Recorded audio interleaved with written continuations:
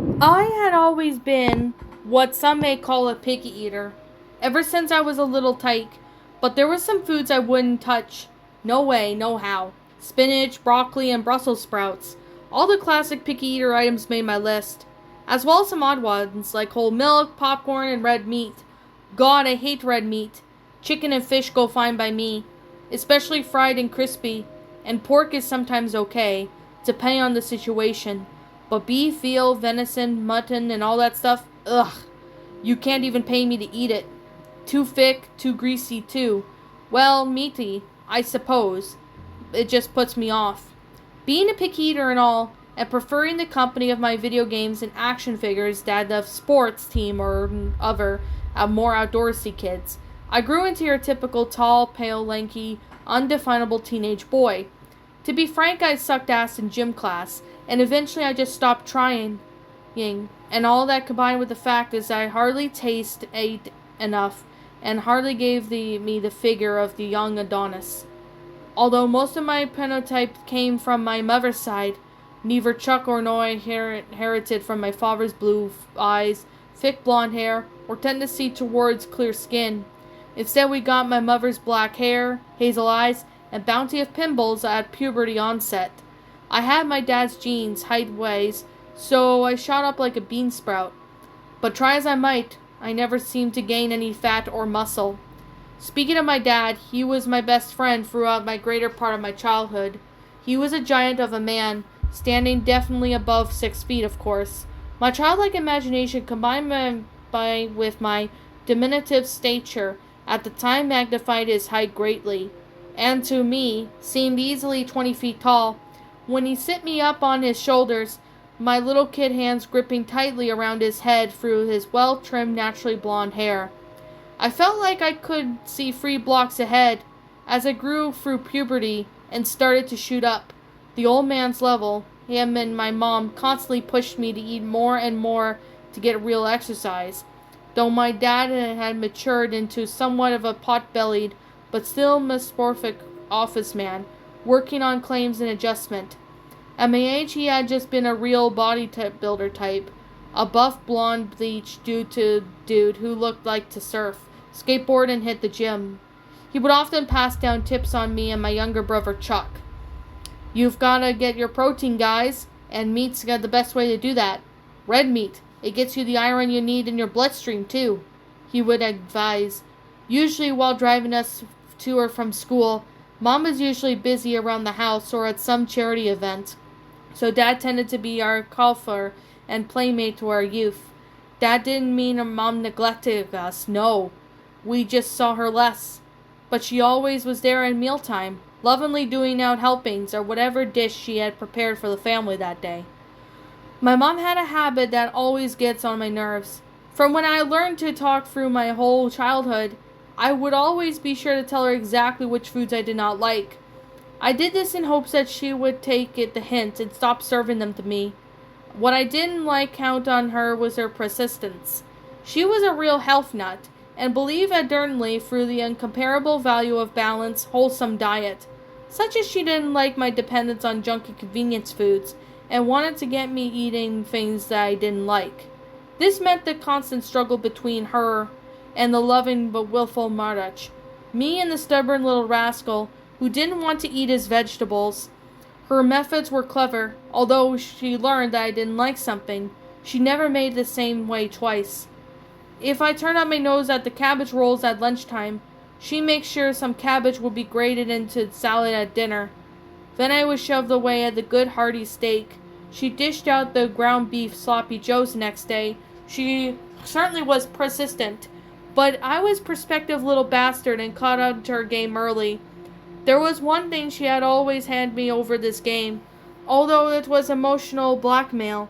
I loved my mom, and I did a little tug at my heart to see her disappointment when I turned up my nose at the meal she had always slaved over that day. So eventually I would indeed half-heartedly pick at my food, move everything around on my plate to make it look like I had made an actual dent in it, and typically conclude my meal by saying that it tasted scrumptious and that I was stuffed. Sometimes I pull out the old kid trick and slip something off my table, and into our floor for our dog. This little gamblet seemed to do the trick for Mom. She was happy that her son was at least giving meals a try. Generally, we had a happy family. For a while, at least. If things didn't go sour, why I would be telling this story here? The sourness came from when my parents started to drift apart. They say about 50% of all marriages fail at these days, but it never feels staggering as a statistic when you are actually experiencing it for yourself. My dad started sleeping at the office, and my mom started sleeping at the postman. She couldn't handle my dad's disinterest, as the only thing he seemed to care about more was a tough case he assigned at work. When Dad caught on to Mom's identifiability, she was furious. My parents' arguments would last late into the night, waking the neighbors up with lanterns and profanity. The divorce was ugly, and it hurt all of us. My mom got custody over us, but we were to stay at our dad's place every weekend. Both of our folks seemed, really broken for a while. Dad stopped working out, his beer gut grew, his apartment started to lack any touches of care. As for Mom, her unhappiness was internalized. She seemed all well and good during the day, sure, but when Chuck and I would stay up playing video games, we could hear her next door room quietly sobbing, and when we snuck downstairs for midnight snacks to see empty were wine bottles cluttering the kitchen counter. Eventually, Dad got a new girlfriend, Clara, who really encouraged him to clean up his act. She was no wicked stepmother. She was generally a nice lady, an elementary school teacher, actually. We were happy for him, and coming to his apartment over weekends started to seem less painful reminder of our parents' separation, and more pleasant time with the beloved family member. But Mom's condition seemed rapidly deteriorate. Where Dad had found success looking for someone new to share his life with, Mom seemed to be stuck shifting through scumbags and trying to find a new boyfriend. The ones we all met who turned out to be real heels, boozers, liars, ex-cons, and the general no-good types nobody ever wants to see their mother with. Her mental condition really seemed to take a hit on this, and we started to get even more and more concerned for her. We could hear her muttering to herself under the breath while doing chores, folding laundry, cleaning windows, and most of all, while cooking. She was always muttering while cooking. What came out was audible to us was only a few tidbits, quiet murmurs that seemed to revolve around her health and balance, various spices and ingredients, and serving best. She was clearly commenting on her cooking, forcing all the negative energy out of her divorce and failed dates into trying the perfect recipes. I started to notice her cooking a lot more with meat. She was always one for lighter recipes and vegetarian alternatives, so this came up as a surprise to me. I had considered that maybe it was just some sort of bodily response to stress, that she had been craving meat and as comfort food to see her through her emotional storm, but her condition overall concerned Chuck and I greatly.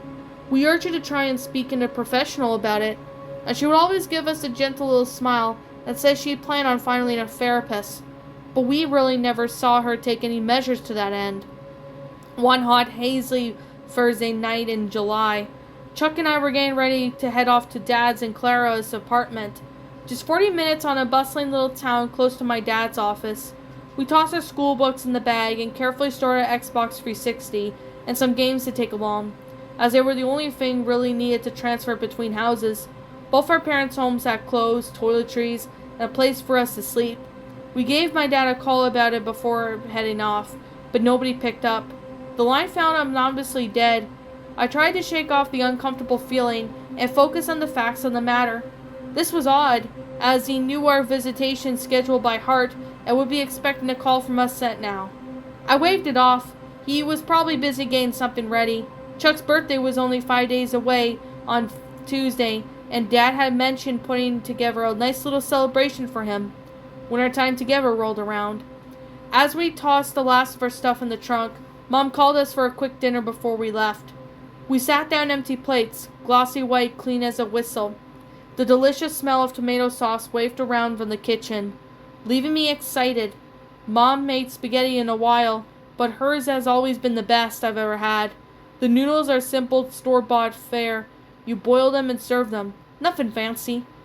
But what really shines is about her sauce. She makes it all from scratch. Spices, herbs, ripe tomatoes, and the works, and leaves it to simmer on the stovetop until the family was ready to eat. With a glance around the table, I noticed that only 2 places were set. I assumed that she had eaten earlier, which was a little disappointing. Chuck and I liked to eat together with our mom before leaving for our dad's house. The last thing in the world we wanted was to her feel alone while we were having family time with her former husband and new significant other. But the aroma of lovingly homemade pasta sauce quickly allayed such worries, and Chuck called Mom, asking if dinner was ready to eat. She came in with a piping hot strainer of pasta and wordlessly spooned out a portion for each of us. "I can't wait to eat, Mom. It's been too long since you made your favorite spaghetti sauce," Chuck chirped, earning a warm smile from Mom. She responded happily, "Well, Chucky, I'm glad to hear you like it. It always feels like my heart such does good to have my work complimented. It was your grandmother's recipe, you know. By this time I've had some special ingredients of my own." Mom returned to the kitchen, presumably to get the sauce. It had her way out. I noticed a smudge stain on the side of her shirt. It was a tarnished red and formed as 2 small splatters against the plain light blue fabric tomato sauce. I presumed making it would be a messy endeavor, especially since the sauce started to boil and little bubbles at the top sometimes popped. Sneaking a glance into the kitchen, I noticed more tomatoey splatters on the floor and the side carpet. She must have spilled some. As my mom came back in the dining room with a bowl of fresh, hot sauce, all the thoughts of tomatoes and mess evaporated from my head. I was just excited to eat Mom's spaghetti again. I added a little red meat to the sauce this time. "You boys are growing, so I figure it's just like your dad used to say. The protein and iron will do you good and all," Mom commented calmly, and landing out a hot chunky sauce into the plain pasta. "All right, enjoy," she said with a smile, and receded back to the kitchen. I dug into the pasta, hungry as ever and eager to taste. I didn't even care about the meat, figuring I'd just pick it out and slip it to the dog. Actually, I did have a small chuck try. I expected the ground beef, but this was a lot more chopped steak type deal. Square hunks of muscle evenly disturbed by throughout the sauce. It was softer than the beef, really tender and juicy. It was light, and certain sweetness to it. I have ever tasted beef before. It was probably veal or special cut or something. I actually enjoyed this beast, even despite it being red meat. I eagerly went back for another forkful, and another, and another. Both of us went in for seconds, and our plates were practically licked clean by the end of dinner. Chuck turned to me and grinned, some red tomato sauce stain in his mouth. "Mike, dude, this stuff tastes fantastic. Bet this fancy organic luxury beef from the hippie supermarket that opened up down off Road 9. I've got to ask Mom for the recipe. Maybe Carla will cook it for us over at Dad's," he exclaimed. "That's a good idea, man. You could go ask her. I'm going to head to the bathroom. I think I got something stuck in my teeth," I responded, sitting up from my chair, belly full of tasty home-cooked meal. Walking down the hallway to the bathroom, I noticed some things were off this morning. The rug was crumpled up as if someone had been dragging something along with it. The dog's bed was overturned and crossed from where it usually stood, and just about every family portrait I saw, save for the ones of all of us still individually, we were turned to face the wall. Upon turning them right out, I saw something that gave me a pause. In each and every one, my dad's face was scratched out. I was very, very concerned now. My mom might have been in worse taste than she ever indicated to deface our family photos. Our memories spent together and our love shared for each other must have taken a rage towards my father that I would never have guessed she had inside her. I vowed to myself that I would talk to her very seriously tonight about seeing that therapist and make absolutely sure that she followed through this time. Entering the bathroom, I flicked on the light and glanced at the mirror, my tongue flickering around my teeth, attempting to dislodge something stuck between them. After a minute's struggle, the thing gave away. I spit it out into the sink. I saw what made me vomit up that homemade, loving prepared meal right in front of the toilet. It was a lock of blonde hair with a scrap of scalp still attached. What's up, my pretties? It's the Lion Queen here. I want to appreciate you all for tuning into this video, and I do appreciate you guys supporting my video by giving this video likes and stuff. If you really enjoyed this video, be sure to leave a like, comment and subscribe if you're new, ring the bell for notifications to when I upload so that way you guys will get updated for whenever I upload. If you want to follow me on Twitter or DeviantArt, feel free to leave a follow on those if you are interested in following me on those socials. If you want to support my backup channel, known as Miss Dark Shigo, feel free to subscribe to it, as a link to that will also be in the About page section.